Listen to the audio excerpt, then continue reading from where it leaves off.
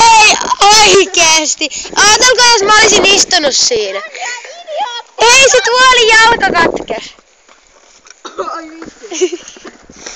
Sonja! Meidän äiti tappaa mut, tajut sä? Toi tuoli tappoi mun jalan. Meidän täytyis piilottaa se. Sitten sanoit, että joku varmaan varastanut sen. En mä tiedä. Ei me oikein voida. Sanotaan, että Tappanen rikkoi sen. Joo. Eikö sanotaan, että Henkka rikkoi sen? No se rikkokin. Kyllä se pysyy pystyssä. Henkka lähti. Olisinpä saanut videolle. Ei mut oikeesti. Siis Sonja oli nousemassa selkään, sen jalka tarttui siihen ja sitten Hellakin tuli sieltä.